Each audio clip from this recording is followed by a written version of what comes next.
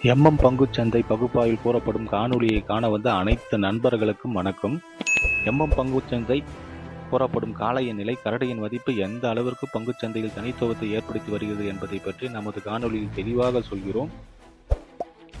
பங்குச்சந்தையில் கூறப்படும் கருத்துக்கள் அனைத்தும் தனிப்பட்ட கருத்து, கல்வி நோக்கத்துக்காக மட்டுமே கூறப்படுகிறது. வாங்க காணொளி உள்ள போலாம். நிஃப்டி திங்கட்கிழமை பங்குச்சந்தையுடைய காளையோட நேர்மறை, கரடியோட எதிர்மறை மற்றும் நிலை மதிப்பை பார்ப்பதற்கு முன்பு வெள்ளிக்கிழமை பங்குச்சந்தையில் நிலை மதிப்பு எவ்வாறு செயல்பட்டது என்று சொல்லி பார்ப்போம். வியாழக்கிழமை பங்குச்சந்தை முடிவில் நம்ம என்ன பேசியிருந்தோம்னா 27,738 நேர்மறைனும் 27,658 எதிர்மறைனும் பேசியிருந்தோம். வெள்ளிக்கிழமை பங்குச்சந்தையோட துவக்கம் 27,614. இது ஒரு எதிர்மறையான துவக்கம் தான். துவக்கம் கிடைச்ச உடனே காளைகள் எதிர்மறைக்கு மேல போற மாதிரி முயற்சி பண்றாங்க.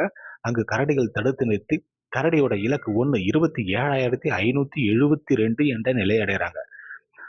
அங்கு காளைகள் தடுத்து நிறுத்தி எதிர்மறைக்கு மேல போற மாதிரி 2 முறை முயற்சி பண்றாங்க. ஆனா கரடிகள் தடுத்து நிறுத்தி இலக்கு 1 இலக்கு 2 27,518 என்ற நிலையை அடைந்து பங்குச்சந்தை பகுப்பாய்வில் இலக்கு 2க்கு கீழ் சென்று விட்டால் நிலை மற்றும் மதிப்புகள் மாறுபடும்.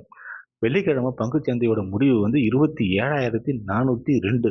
இதை பொறுத்து திங்கட்கிழமை பங்குச்சந்தையுடைய காளையோட நேர்மறை மற்றும் எதிர்மறையை நம்ம பார்ப்போம்.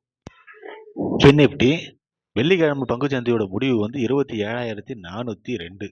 இதை பொறுத்து திங்கட்கிழமை பங்குச்சந்தையுடைய காளையோட நேர்மறை 27,438. இலக்கு 1 27,518. இலக்கு 2 27,628. கரடியோட எதிர்மறை 27,358. இலக்கு 1 27,238. இலக்கு 2 27,086.